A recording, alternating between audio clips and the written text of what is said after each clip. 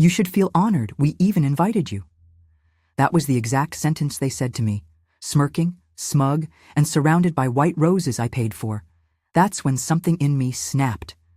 I didn't scream. I didn't argue. I just smiled, walked out of that planning meeting, and made a phone call that changed everything. My name is Vivian Hartley. I'm 53 years old, and I've always been the quiet one in the family. The one who bites her tongue, who settles for less so others can shine. I'm a senior event planner in a mid-sized town in Rhode Island, divorced, no kids, but I do have a niece I used to adore like my own daughter. Used to. Her name is Madeline. My sister's daughter. I practically raised her when my sister, Elaine, decided motherhood was more of a part-time gig. I was the one who sewed Madeline's prom dress. I taught her how to drive.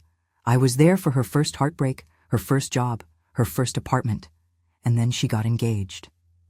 That's when the shift started.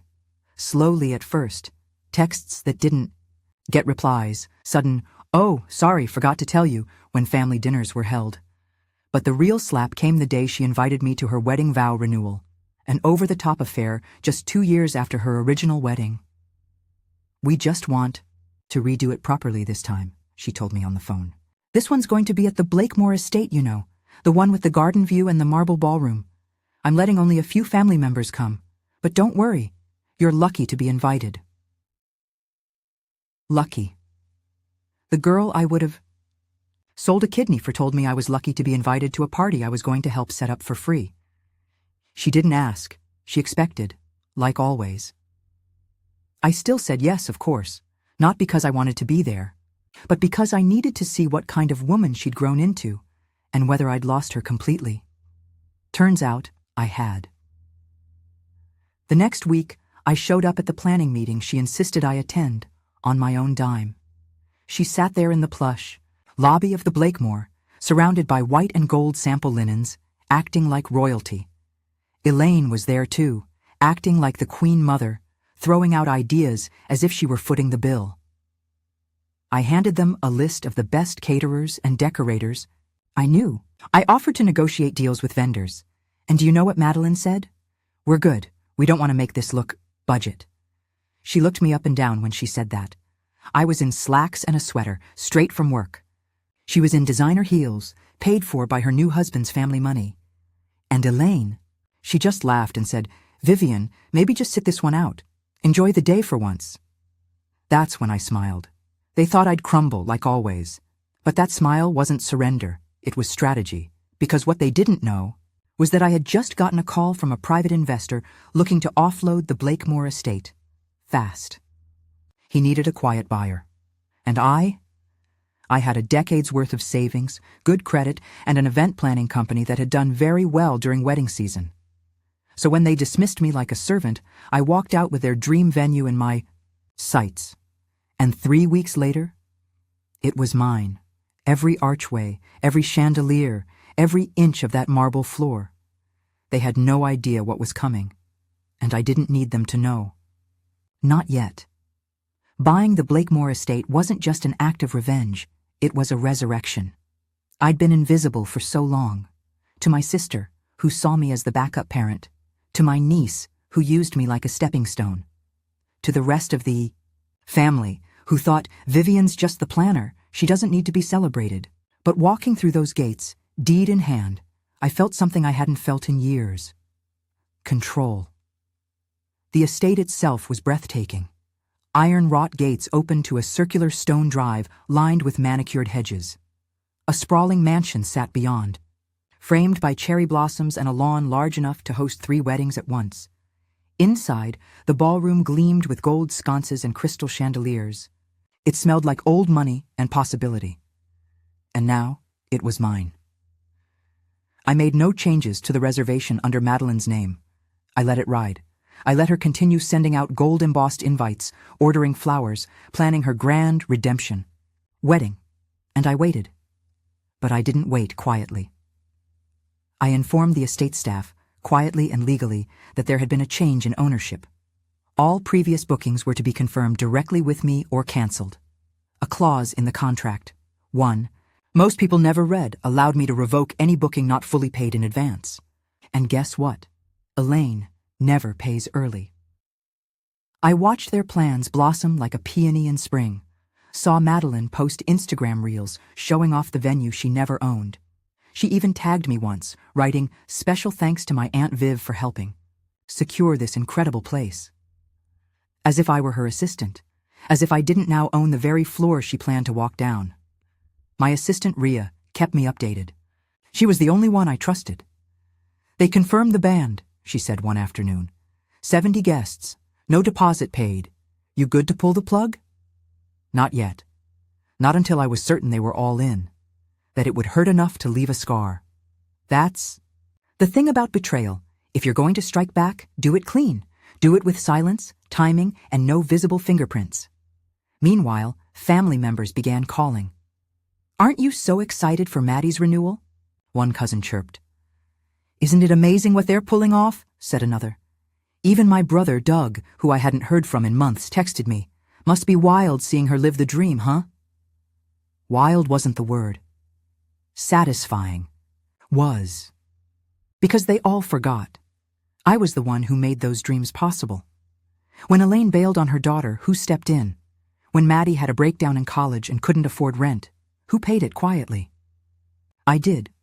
And now that I wasn't needed, I was dismissed, until I wasn't. 1 week before the event, Ria called again. They just posted the final RSVP count, 82 guests, florals booked, caterers booked. They're calling it the wedding that should have been. Perfect. I waited until the last business day before the event. Noon sharp.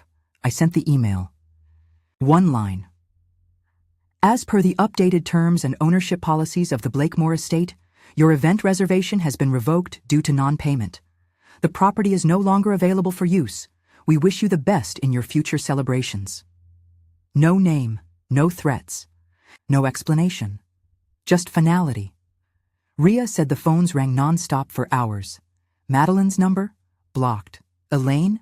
Sent to voicemail. They even tried to reach the prior owner. He was vacationing in Italy. I knew. I paid for his retreat.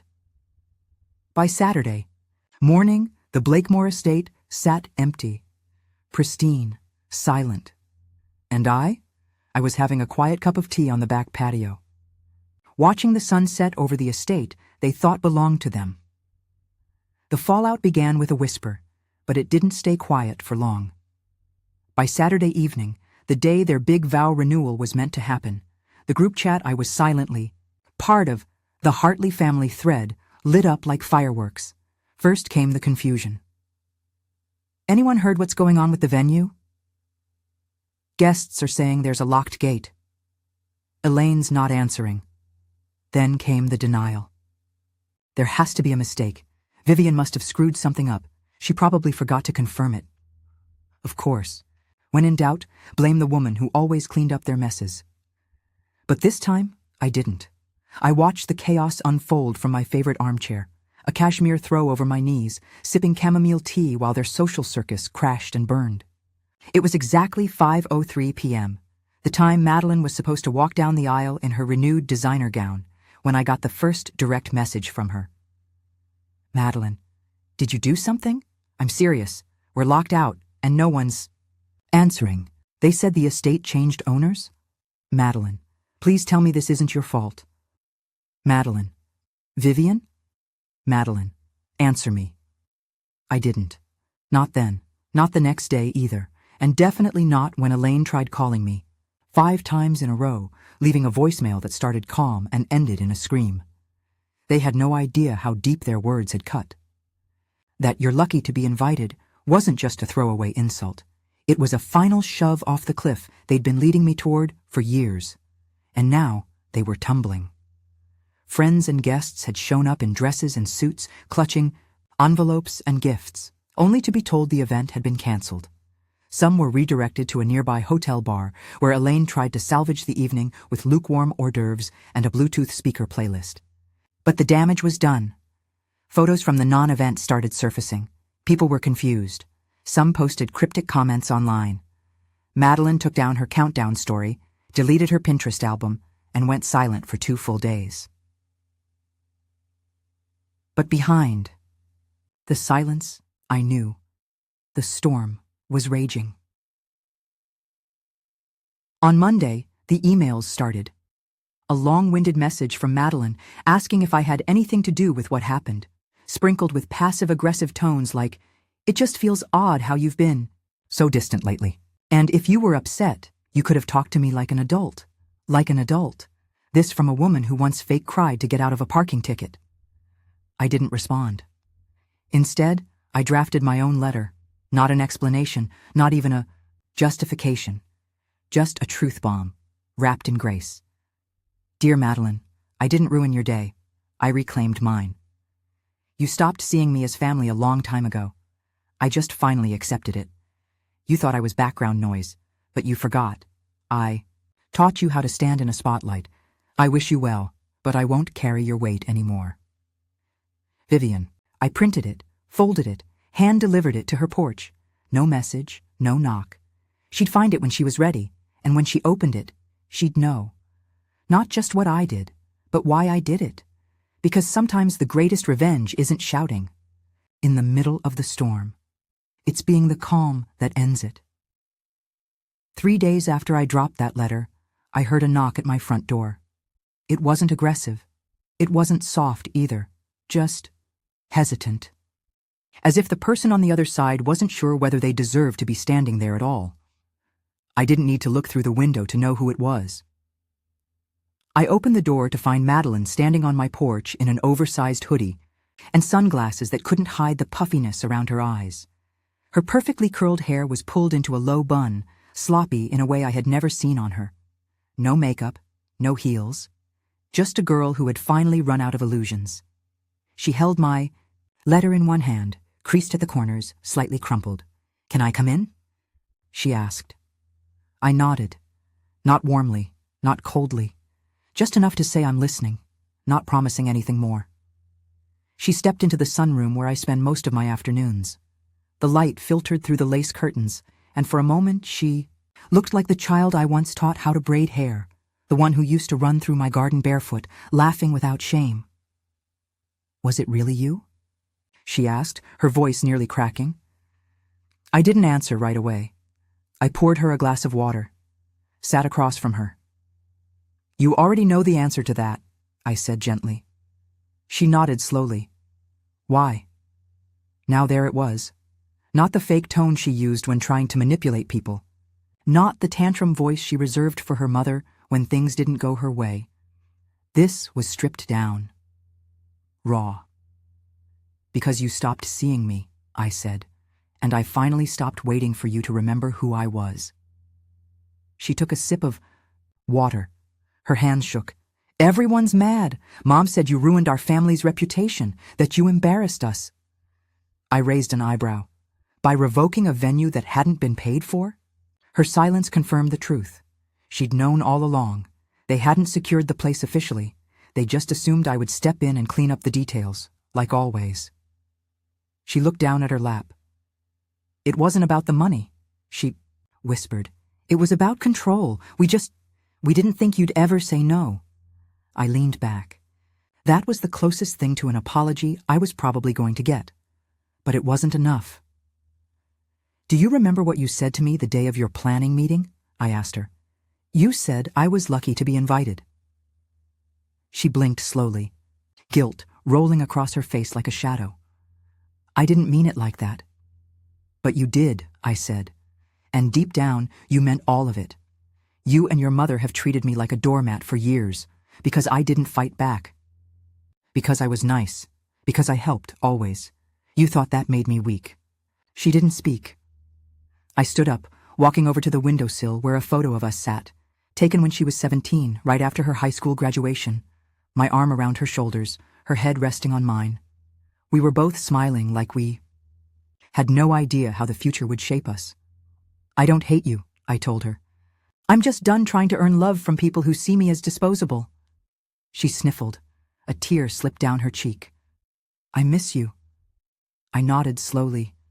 "Then maybe start treating me like someone worth missing." She didn't ask for forgiveness. She didn't beg. But when she stood up, she hesitated at the doorway. "Will I ever be welcome here again?" she asked. I looked her in the eyes. "That depends. Will I ever be respected here again? She opened her mouth to speak, then closed it. And for once she didn't offer promises she couldn't keep. She just walked out, quiet as the day she first walked into my life. But this time, I didn't follow her. I didn't chase. Because the most powerful peace is the kind you don't have to explain. And the strongest boundary is the one you don't have to defend. If Madeline had come to my door with humility, Elaine arrived with the force of a hurricane. It was the following afternoon. I had just returned from a walk through my back garden, the same one I'd tended for 15 years, when I saw her silver Lexus screech into my driveway like it owned the place. She didn't bother knocking. She pounded on the door, 3 hard slams. I didn't flinch. I opened it slowly, arms crossed. "You've lost your damn mind," she spat before I could say a word. She was dressed in her usual drama, oversized. Sunglasses, gaudy jewelry, designer scarf looped over a trench coat like she was walking out of a soap opera. Only this time, the gloss was wearing thin. "No hello?" I said. "No, how are you?" "Don't play games, Vivian. You humiliated my daughter. You humiliated me." I stepped aside, not to let her in, but because I wasn't going to argue on my own doorstep like we were in some low-rent family feud. She stormed past me anyway, her perfume trailing behind like a weapon. I followed her into the living room. "She told me you bought the venue. Is that true? Please tell me you didn't spend your retirement savings just to hurt us." I laughed. I couldn't help it. "You think I did this for you?" She narrowed her eyes. "You always had this pathetic need to be included. Jealousy looks good on no one, Vivian." That hit me like a slap, but not because it hurt. It was just so predictable. Elaine always pulled the same trick. Flip the script, make herself the victim, turn my quiet into guilt. I didn't fall for it this time. I walked over to the mantel and picked up a framed photo of the 3 of us, me, Elaine, and Madeline, taken years ago during Christmas. We looked like a real family back then, but now I saw it clearly. I was always just the stand-in, the reliable one, the helper, the filler space. "I wasn't jealous," I said, setting the photo down. "I was exhausted," Elaine scoffed. "You're unbelievable." "No, Elaine, you're unbelievable. You used me, over and over. You expected me to fix your messes, to raise your daughter when you couldn't be bothered. And when she made it to where she is, you both cut me out, like a worn-out seam." "You're being dramatic," she snapped. "You could have said something." "I did," I said calmly, "in every silent sacrifice. In every favor I never asked back. You just didn't listen." Her lips pressed together. "You made this whole thing about you." I tilted my head. "No, I made this one thing not about you." She faltered. That landed. Her breath caught in her throat, and for a moment I saw the flicker of a woman who knew the truth, who had always known it. Who simply didn't care until now, when the consequences finally touched her world. "I want you to apologize to Madeline," she demanded. "She hasn't left her apartment in days." "I'm not responsible for her guilt," I replied. "If she's ashamed, that's between her and her conscience." Elaine walked toward the door. "You'll regret this." I didn't answer. I simply opened the door for her. She turned to look at me one last time. "Family is supposed to forgive." "And respect," I said, "but you only wanted half that deal." She left without another word. The door shut behind her with a hollow thud, and for the first time in years, my house felt still. Not empty, not lonely, just still. Because I had let go of the need to be wanted by people who only needed me when it was convenient. And what they didn't understand, what they never would, was that silence can speak louder than any scream. And mine. Mine had spoken volumes. A week passed, then 2. No more knocks, no more texts, no more calls laced with guilt or manipulation. The silence that followed was the kind most people fear, awkward, heavy, unsettling. But for me, it was a gift. I didn't rush to fill it. I let it breathe. I let myself breathe. And slowly, my world changed. Not because others changed, but because I did. I stopped checking social media for their updates. I stopped wondering if they would come around. I even removed myself from the family thread. There was no announcement, no farewell message, just a quiet exit from a space that had made me feel like a guest in my own story for far too long. Instead, I poured energy into my event company again. The Blakemore estate became a haven, not for people like Elaine or Madeline, but for brides who walked in with shaky hands and real gratitude, for couples who thanked me after every tour, for strangers who saw me not as a doormat, not as a backup plan, but as the backbone of their most meaningful moments. Funny, isn't it? The same venue that once symbolized my rejection became the space where I finally felt seen. And then one morning, something unexpected happened. I was walking through the rose garden outside the estate, my morning ritual, when I spotted a little girl with curls bouncing beneath a wide straw hat. She was chasing butterflies, giggling. Her mother, a nervous young woman in jeans and a linen blouse, chased after her apologetically. "Sorry," she called out. She slipped away. While I was unloading the car. "No harm done," I said, smiling. "What's her name?" "Claire," the woman said.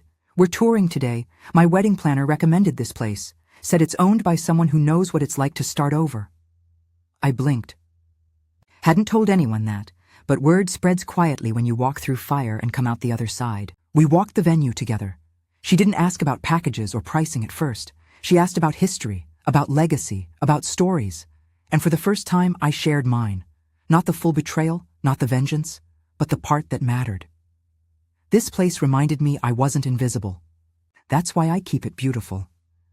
Before they left, little Claire looked up at me and said, "Your flowers smell like happiness." I laughed, really laughed, the kind that shakes you from the inside. And that night, for the first time in months, I opened my old photo albums, not to mourn the relationships I'd lost, but to remember the woman I used to be.